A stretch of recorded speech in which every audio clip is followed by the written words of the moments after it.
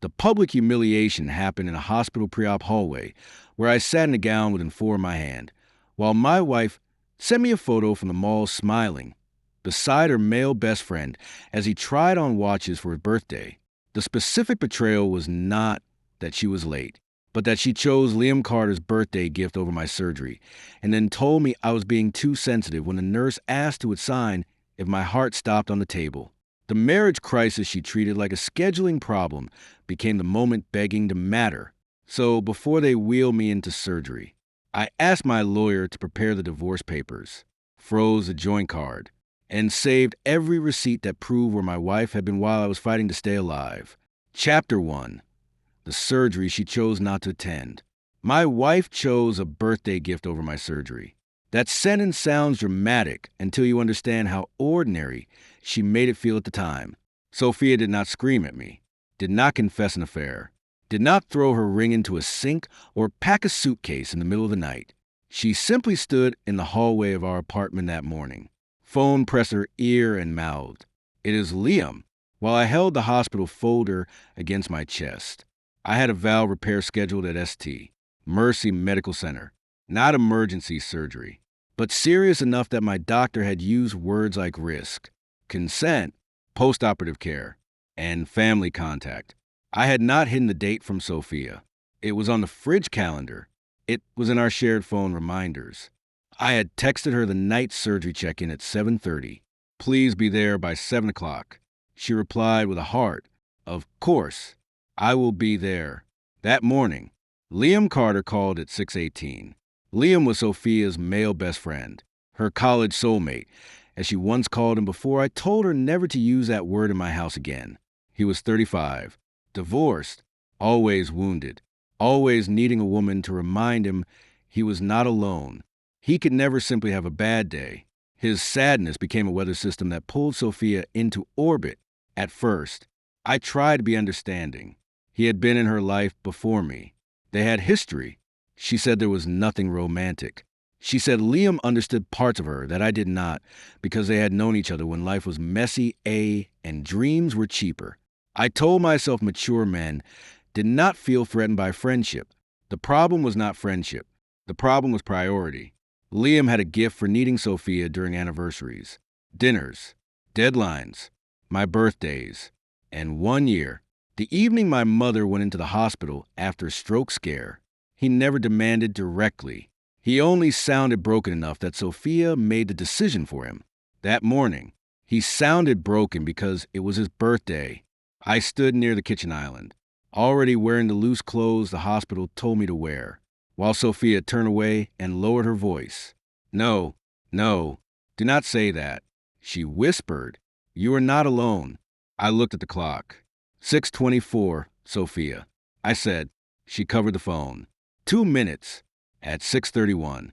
She came into the bedroom with an expression I knew too well, guilt wrapped in urgency. "Liam is in a bad place," she said. I stared at her. "I have surgery in an hour." "I know.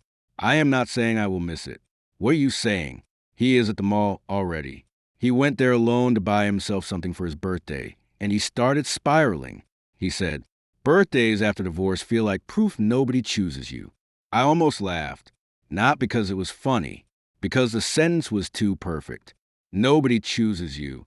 On the morning, I needed my wife to choose me. "Sophia," I said slowly, "I need you at the hospital. I will come. I just need to meet him quickly, help him pick something, calm him down, and then I will drive straight there. The mall is 40 minutes away from the hospital. At this hour, it is 25. That does not make this better." She stepped closer, softening her voice. "Ethan, the doctors are there. The nurses are there. You're going to be fine. And Liam will die without a birthday watch." Her face tightened. That is cruel. That word had always worked on me.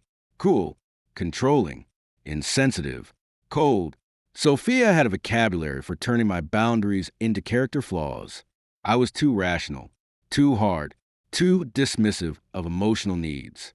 Liam, by contrast, was fragile, artistic, spontaneous, healing from pain.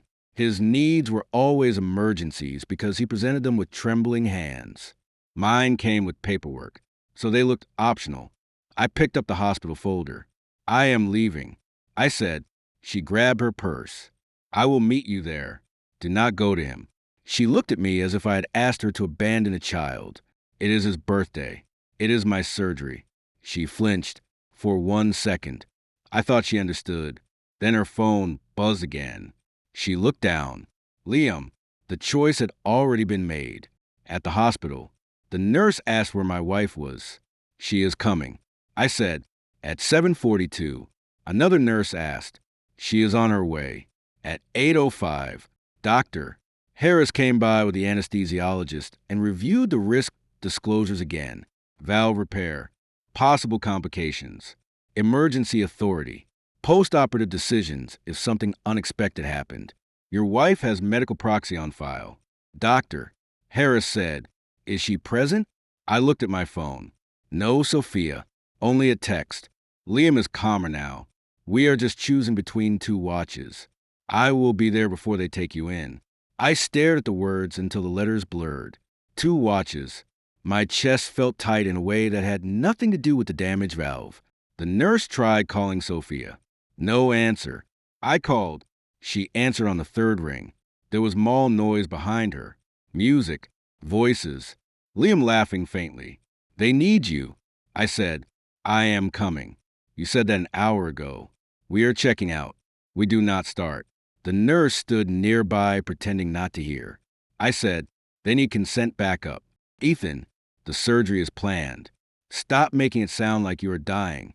Something inside me went still.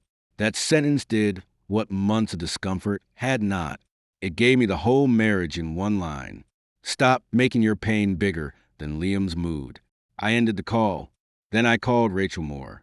Rachel was not only a divorce lawyer. She had helped me prepare my will, health directive, and financial documents before surgery because I liked clean files. She was blunt, efficient, and had once told me that men only call lawyers early when they have either excellent judgment or terrible marriages. I had laughed then. I did not laugh now. She answered quickly. Ethan, are you at the hospital? Yes. Problem? My wife is at the mall with Liam buying a birthday gift. Silence. Then she said, do you need medical proxy execution?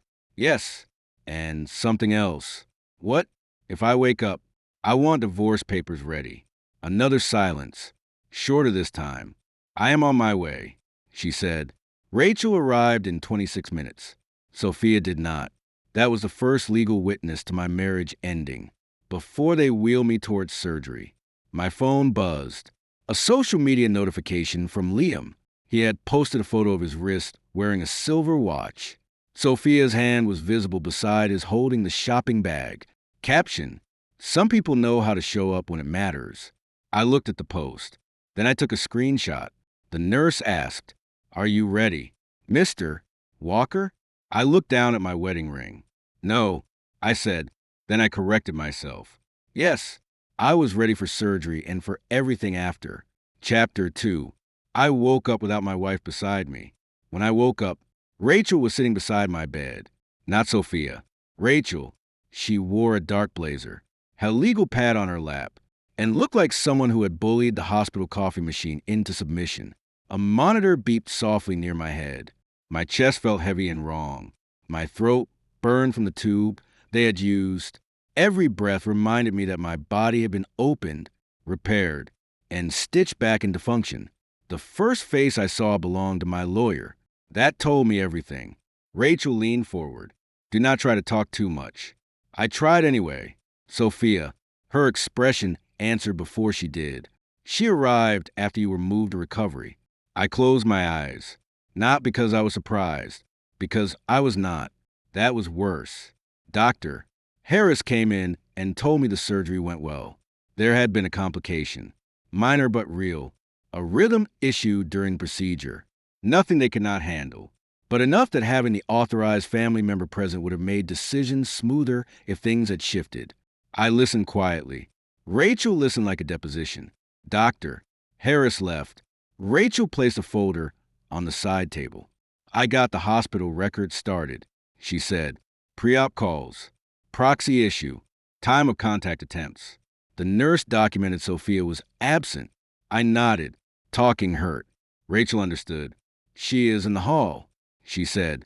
I opened my eyes. Sophia entered 5 minutes later, carrying a shopping bag. That was the image. My wife in the hospital room after my heart surgery with a luxury mall bag still creased in her hand. She saw me looking at it and quickly set it behind the chair. Too late. I had already seen the brand. The same one from Liam's post. Her eyes were red, but her makeup was still intact. She had changed nothing before coming to the hospital. Not her clothes, not her priorities. She looked like a woman who had been inconvenienced by consequence, not shattered by guilt. Ethan, she whispered. My throat hurt. So, I spoke softly. You made it. She flinched. I am sorry. The checkout took forever. And then traffic was horrible. And Liam was not okay. He had this whole breakdown about turning 35 alone. Rachel wrote something down. Sophia noticed and stiffened. Why is she here? Rachel looked up. Because your husband needed someone legally present before surgery. Sophia's face flushed. I was coming. No, I said. The word scraped my throat. Sophia turned back to me. You should not be talking. I agree. Rachel said.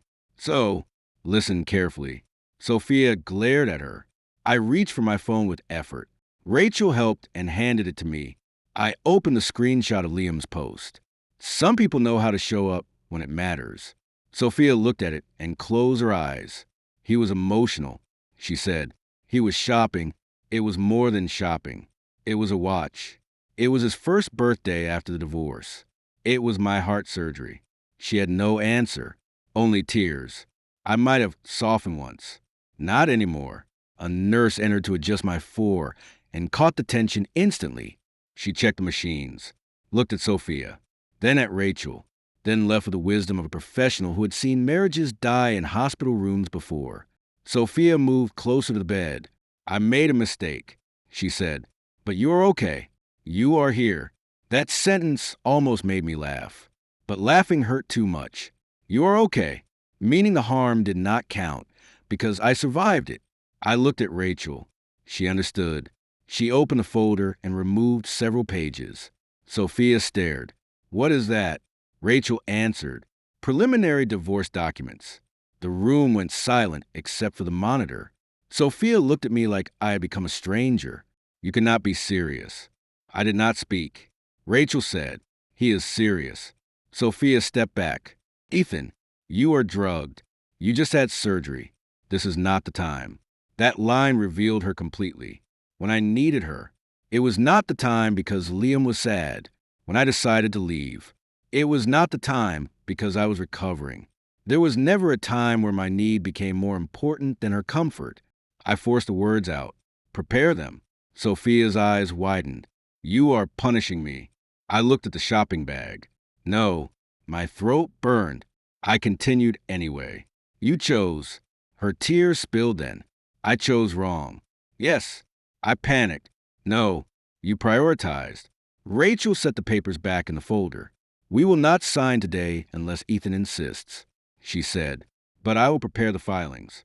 Financial preservation notices and account restrictions. Sophia turned sharply. Account restrictions? Rachel looked at me. I nodded. Sophia's voice rose. Ethan, do not bring money into this. That was almost funny. Money had been in it for years. The joint credit card Liam's watch was purchased was paid from my account. The house was mostly funded by my income.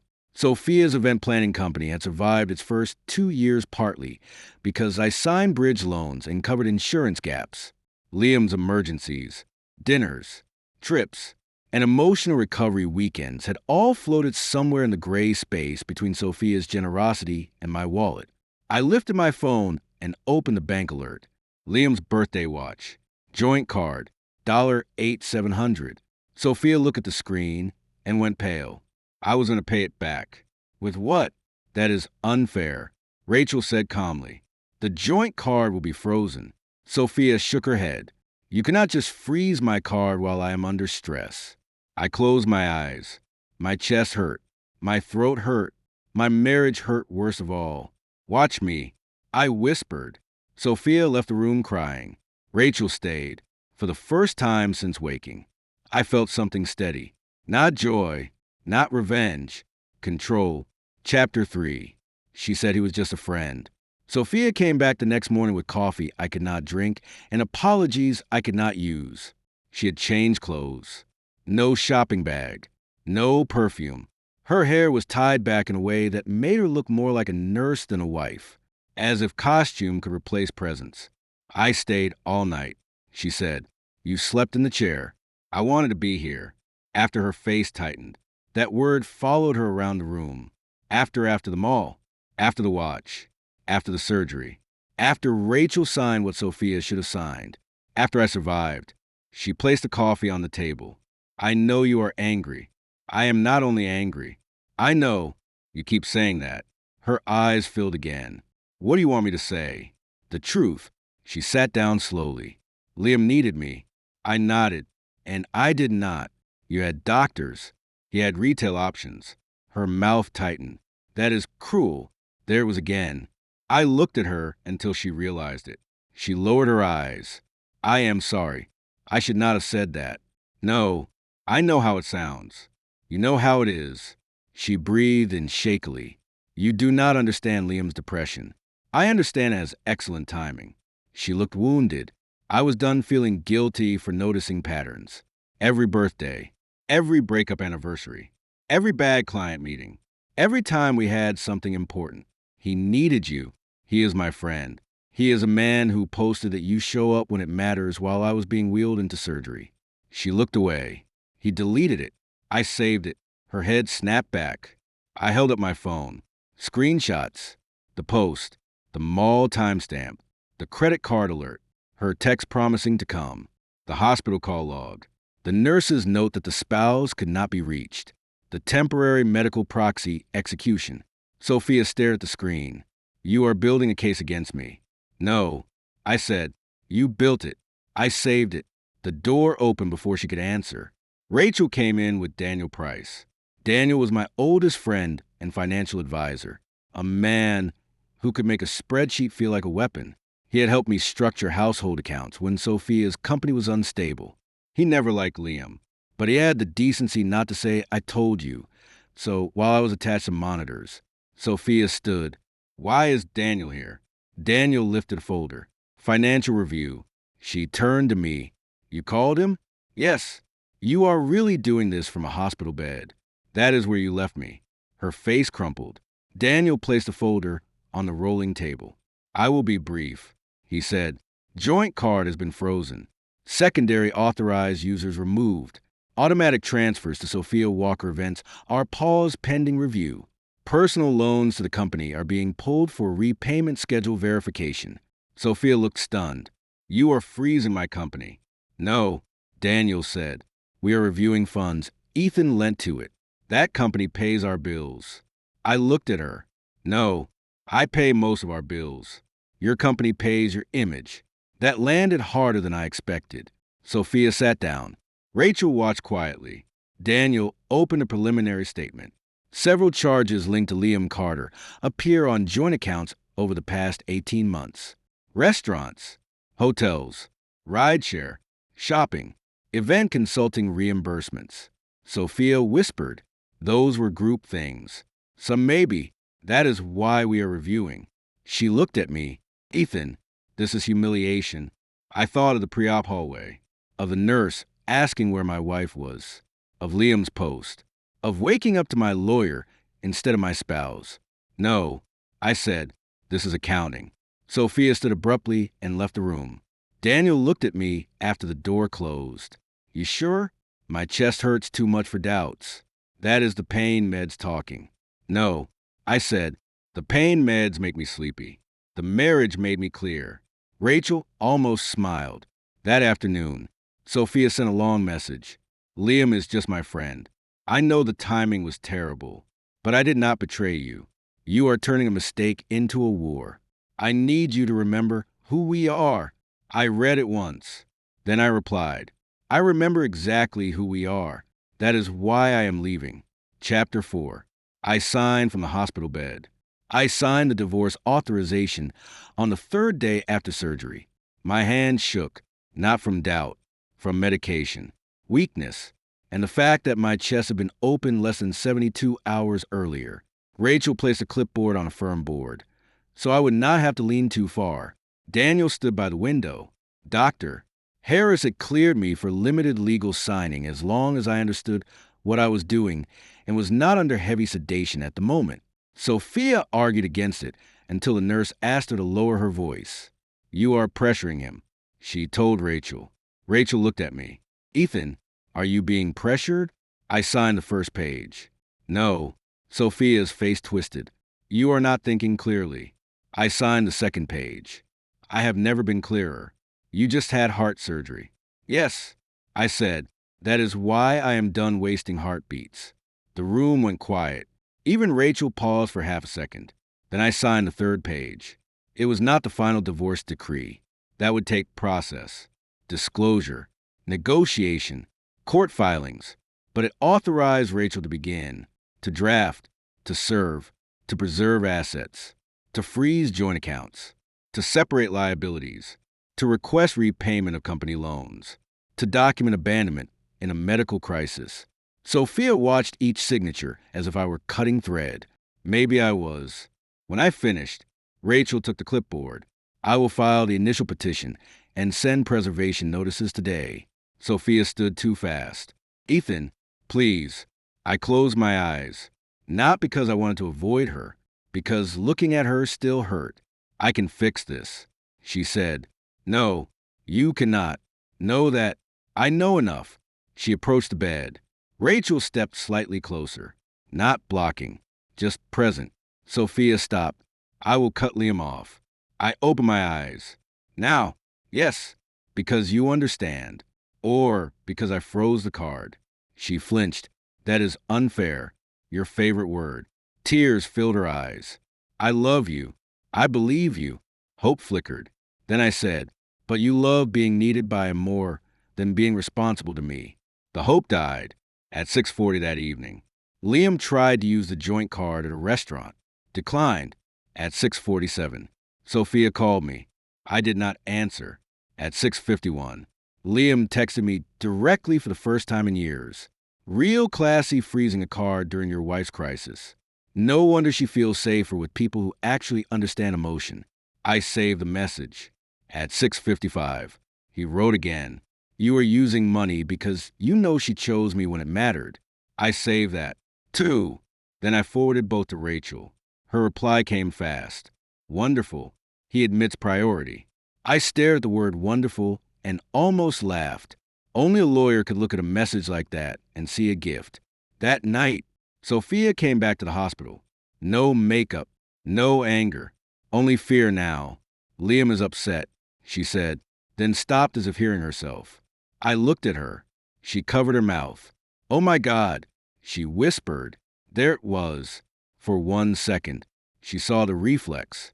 Even standing beside her husband's hospital bed after divorce papers were signed. Her first sentence was about Liam being upset. I did not need to say anything. She sat down hard in the chair. I did not realize. I did. She cried silently. I turned my head toward the window. Outside, the city lights blurred through the glass. Inside, the monitor kept counting my heartbeats. For the first time in years. They belonged to me. Chapter 5. The first time Liam could not spend my money. Liam's birthday dinner became a small public disaster. I was not there. Of course. I was still in the hospital, walking slow laps around the corridor with a nurse holding the four-pole and reminding me not to be stubborn. But Daniel had the card alerts. Rachel had the messages. And by midnight, Sophia's social circle had the story. The dinner took place at a restaurant called Marcel's. The kind of place Liam liked because the lighting made ordinary men look tragic, and the menus had no prices online. He had apparently turned his small birthday into a 3-day emotional recovery event. Sophia had planned to stop by only briefly, according to her later version, though I stopped believing in briefly where Liam was.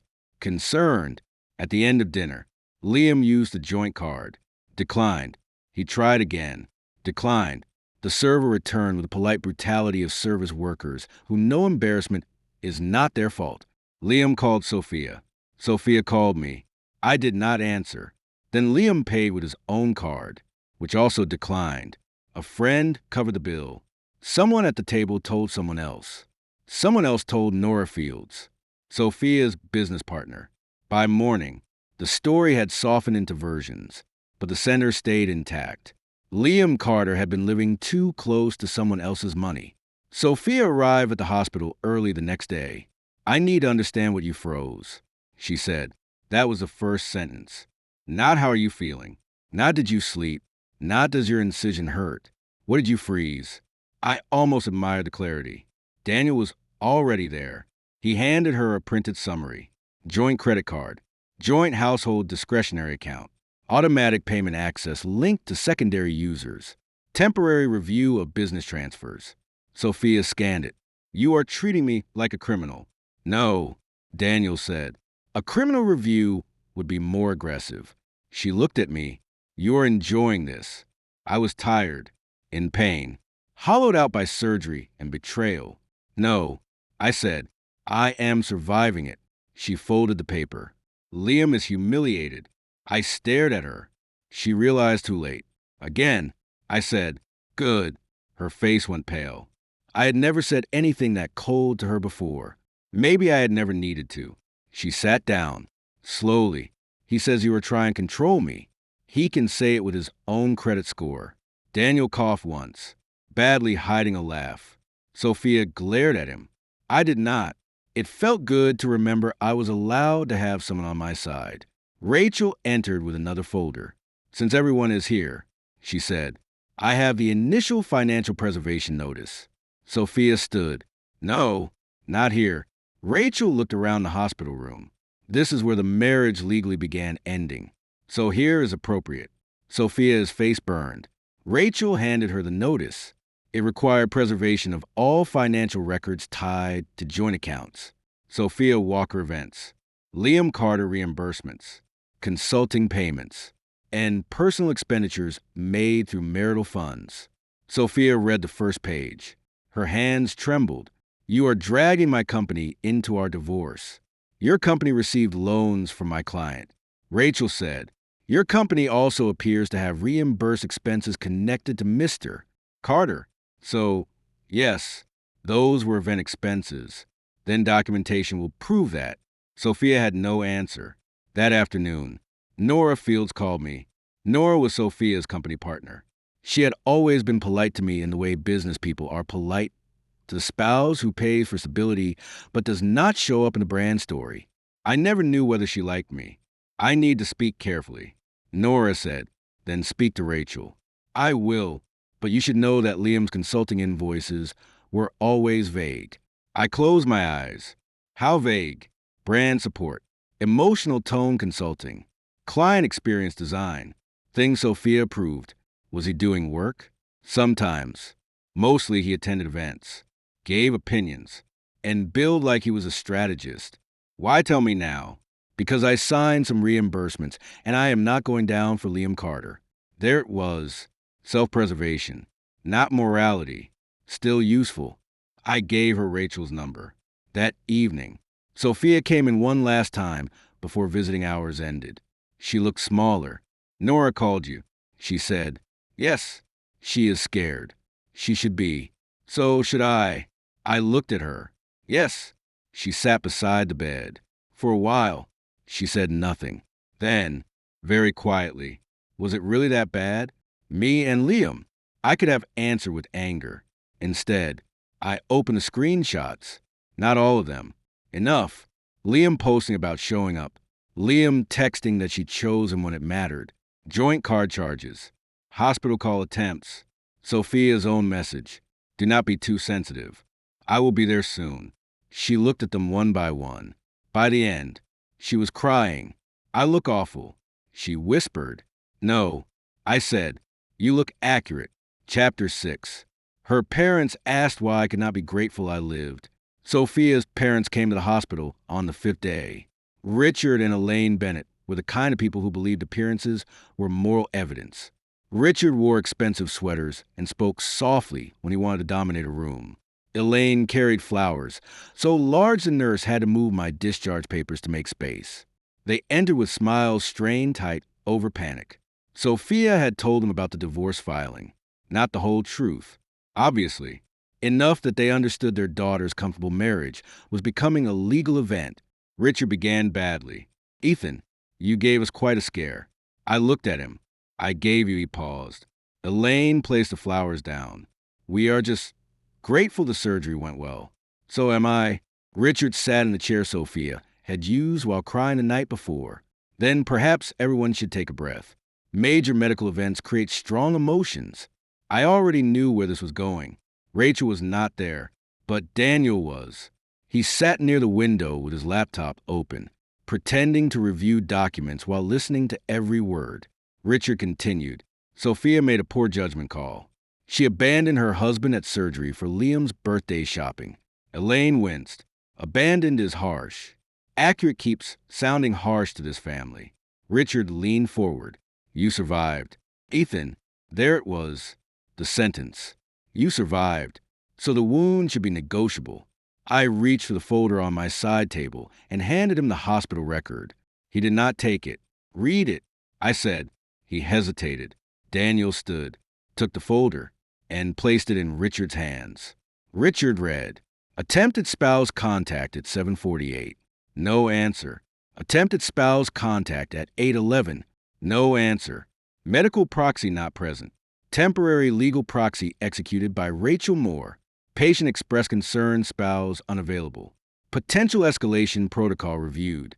Elaine stopped smiling. I handed her the mall timeline. Sophia's purchase. Parking record. Liam's social post. Credit card alert. Shopping time overlapping pre-op. Elaine sat down. Richard cleared his throat.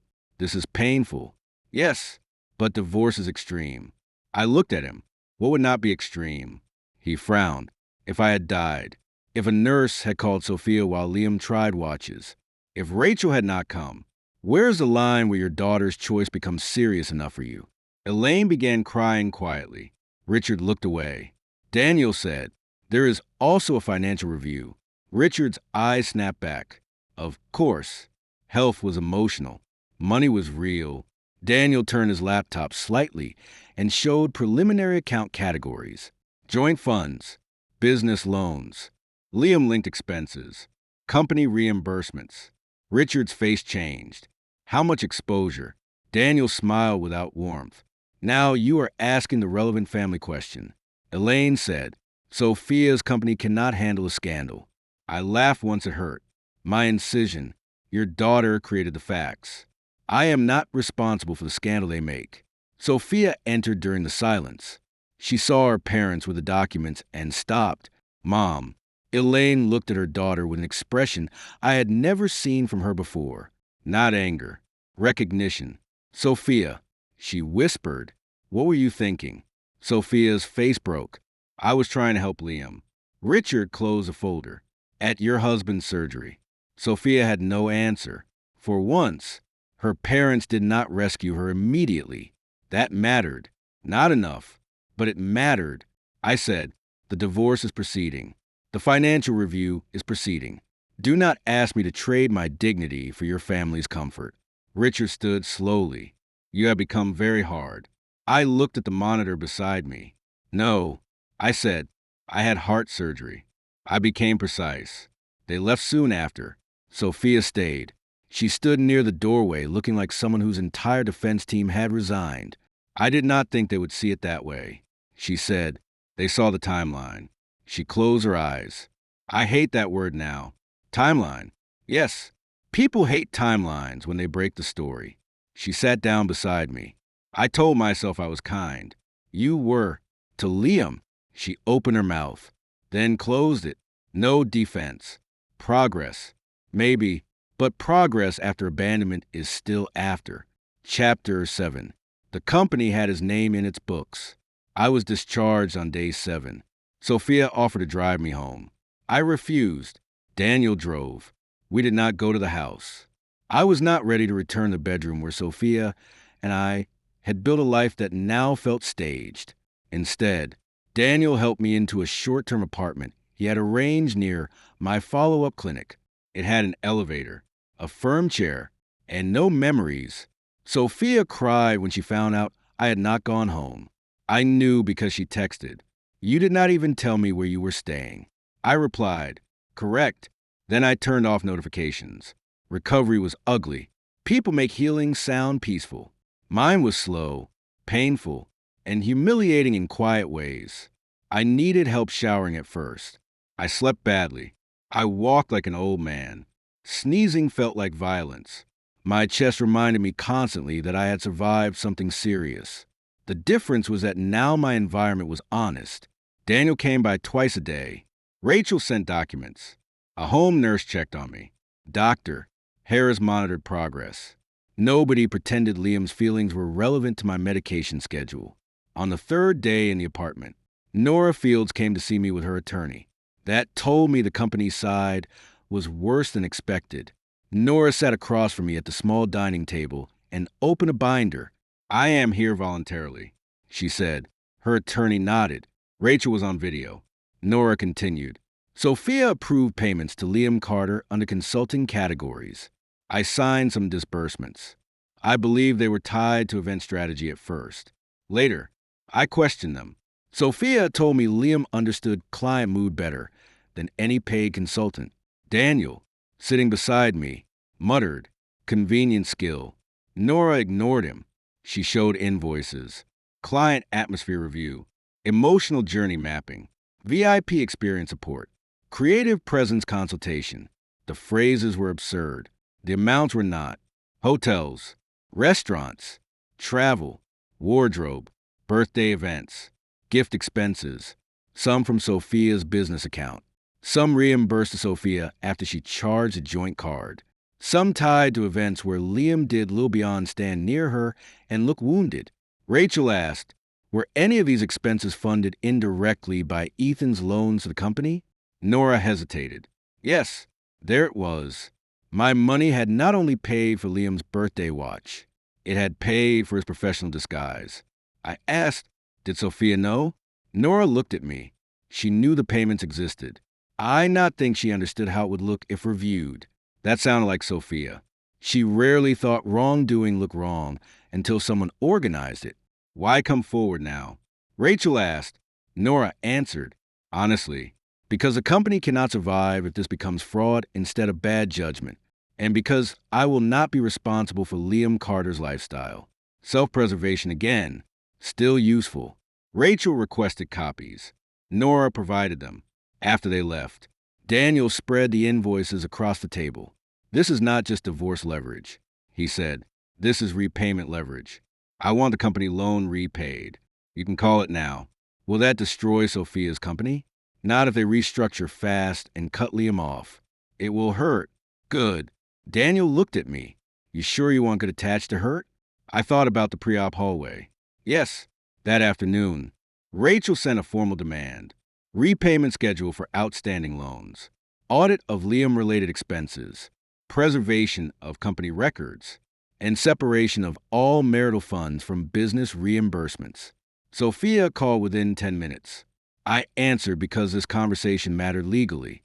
You sent a demand to my company. She said, yes, you are going to bankrupt me. No, I am asking to be repaid. You know cash flow is tight. I know. I funded a gap before. Silence. Then she said, Liam is gone. I waited. I cut him off completely. Personal and business. Good. Is that all you have to say? Yes. Her breathing shook. I thought you wanted that. I wanted you to choose it before my surgery. I know. Then why call? Because I thought maybe hearing it would matter. It matters. It just does not change the divorce. She cried quietly. I am starting to understand that. I believed her. That made it sadder. Chapter 8. The birthday party where papers arrived. Liam held a second birthday party. That alone told me everything about him.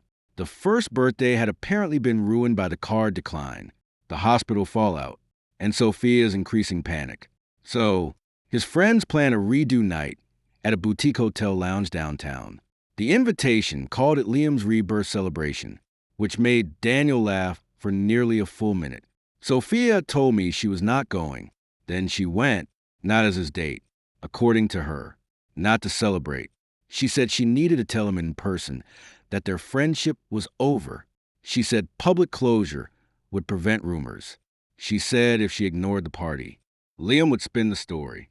Old Sophia logic, still organizing her choices around Liam's reaction. Rachel advised serving the divorce petition that night.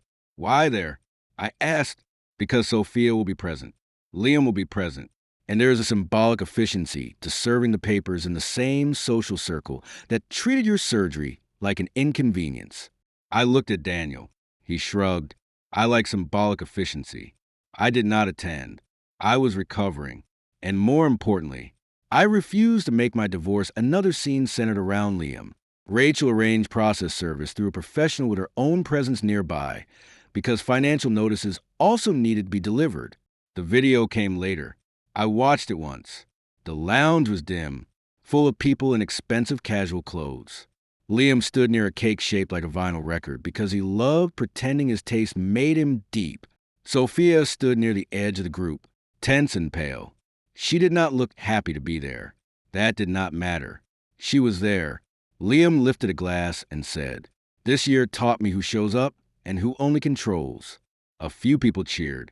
Then the process server entered. He walked to Sophia first. "Mrs. Walker." She turned. "You've been served." He handed her the divorce petition. The room went silent. Liam's face changed from smug to startled. The server then handed Sophia the financial preservation notice connected to Sophia Walker events. Rachel entered behind him. Not dramatic, just present. Liam tried to laugh. "Are you serious?" "He sent lawyers to my birthday." Rachel looked at him. "No, he sent consequences to a room where his marital funds were publicly disrespected." Someone gasped. Sophia stared at the papers in her hands. Liam stepped toward Rachel. "This is harassment." Rachel opened her folder. "Mr.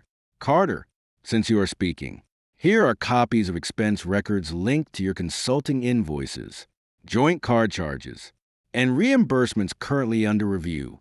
His face went red. "You have no right. My client has every right to review expenses paid from marital funds and company loans." Sophia looked at Liam. "You told me the invoices were normal." Liam snapped. "Do not do this here." Rachel said, "Funny, that phrase keeps appearing when accountability enters a room."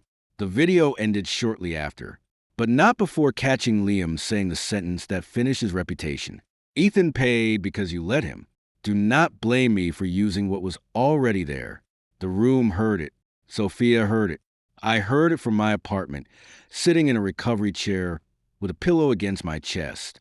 I saved the video, not because I needed more proof, because sometimes consequences speak in the voice of the person who earned them. Chapter 9. She finally saw him. Sophia came to my apartment 2 days after the party. I did not let her in. I opened the door only because Rachel said refusing all contact might slow settlement, and because Daniel was in the next room pretending not to listen with the subtlety of a brick. Sophia stood in the hallway holding a folder and wearing no wedding ring. That hit harder than I expected, not because I wanted the ring back on her hand, because seeing it gone made the ending visible. "I ended everything with Liam," she said. "You said that before the party." "I know. I should not have gone." "Yes." She swallowed. "I went because I still care what story he told about me. That was honest. I waited. He used me," she said. I looked at her. "He did. I let him." "Yes." "He said you paid because I let you." I heard. Her eyes filled. I hated him when he said it. Then I hated myself because some part of it was true. I did not rescue her. She continued. "I liked being needed by him. With you, I felt safe. With him, I felt important." That sentence hurt because it explained so much. Safety had made me invisible. Chaos made Liam shine. "I mistook your steadiness for something that did not need care," she said. "I thought you would always handle yourself. I handled surgery without you." She covered her mouth. "I know." "No." I said, "You know now. There is a difference." She nodded. "Cry." "I brought the company records Nora asked me to release. Full access. No conditions." She held out the folder. I did not take it. Daniel appeared behind me and took it instead. Sophia looked past me to him. "Daniel." He gave a short nod. Sophia, no warmth, no cruelty, just fact. She looked back at me. I want to take care of you during recovery. No, I know I do not deserve it. This is not about deserve. It is about access. I am still your wife. Legally, temporarily. She flinched. I can cook, drive you to appointments, help with medication. I have help from Daniel. Yes, he is not your spouse. Neither were you when it mattered. Her face broke. I did not enjoy saying it, but the sentence was true. She whispered, "Please do not shut me out completely. You left me outside your priority list for years. I am only making the arrangement visible." Daniel shifted behind me. Sophia lowered her head. "I am sorry," she said. "I know. Will you ever forgive me?" Maybe. Her eyes lifted. I finished. "But forgiveness will not make me your husband again." She nodded slowly, as if the words were heavy but no longer surprising. That was progress. Still not repair. Before leaving, she asked one question. "Did you think you were going to die?"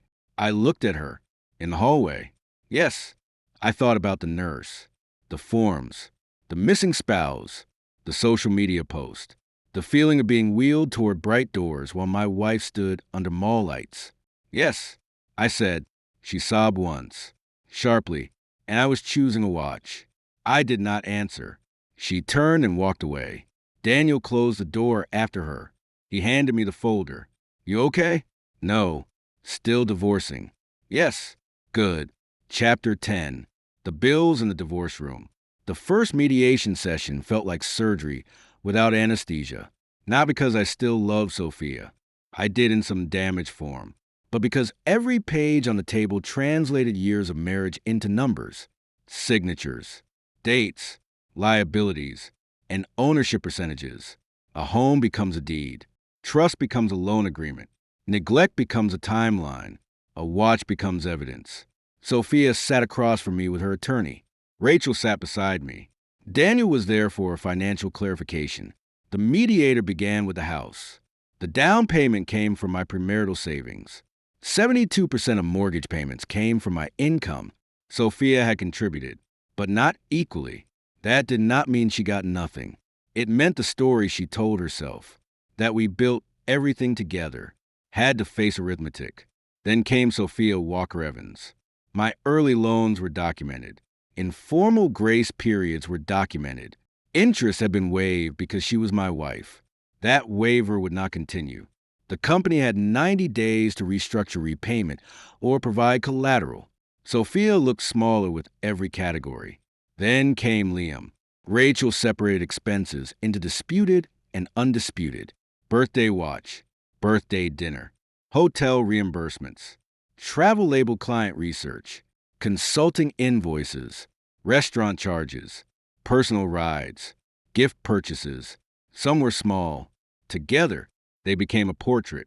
Sophia's attorney tried to frame them as marital lifestyle spending. Rachel did not raise her voice.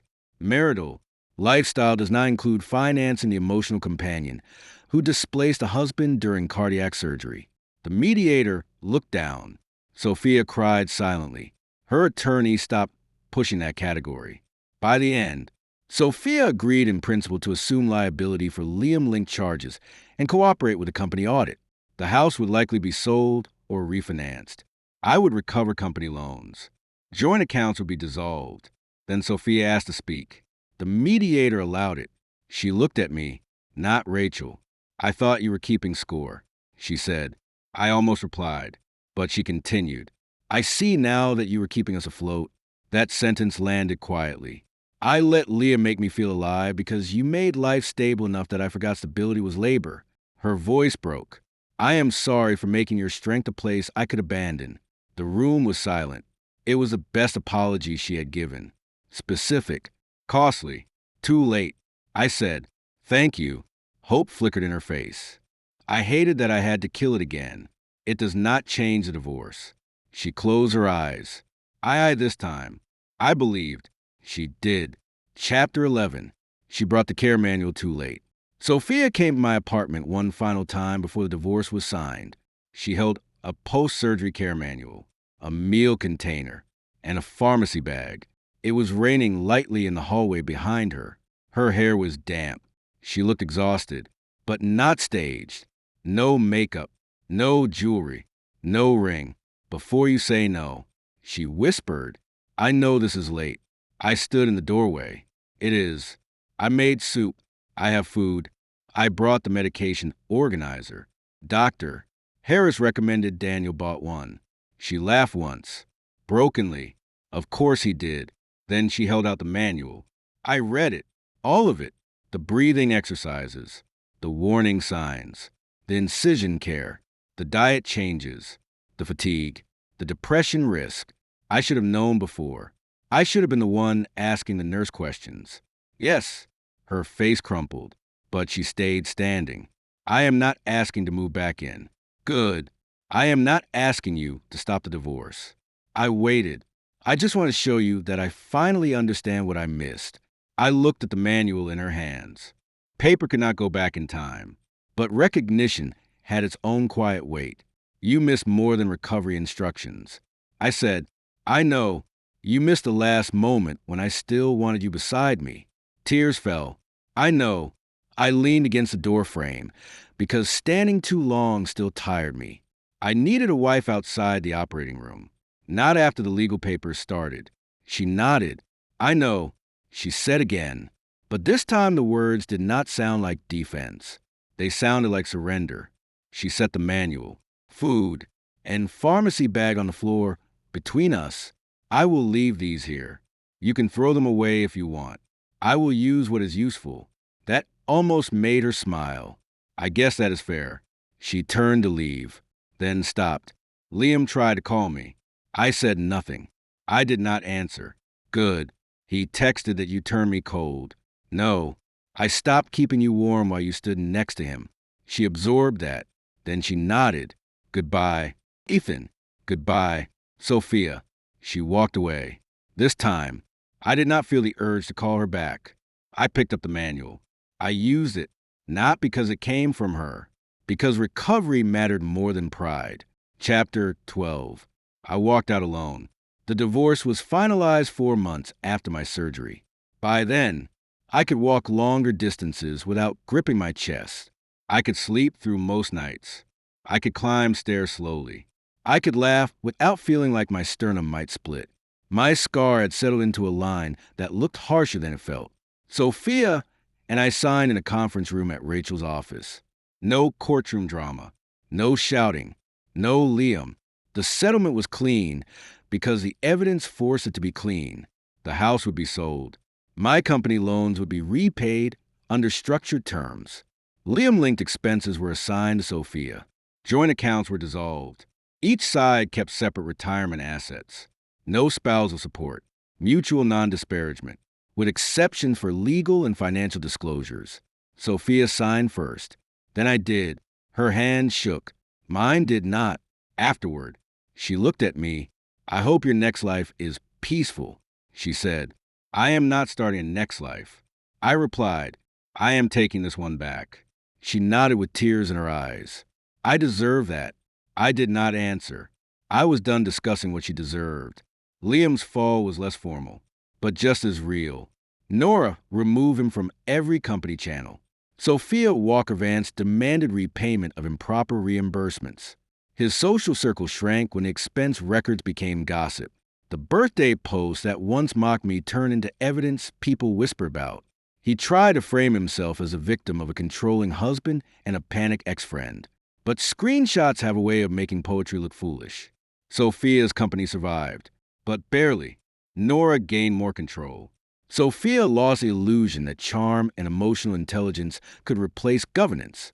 Her parents stopped calling me after Richard tried once and Rachel answered instead. I kept recovering. That was a victory people underestimated. Divorce was loud in its own way. Evidence, lawyers, accounts, signatures. But recovery was quiet. Walking one more block. Cooking a meal without resting twice. Returning to work part-time. Sitting through a medical checkup without needing someone to hold my hand. At my 6-month follow-up, Dr. Harris reviewed the results and smiled. Your heart looks strong, he said. I almost laughed. Strong.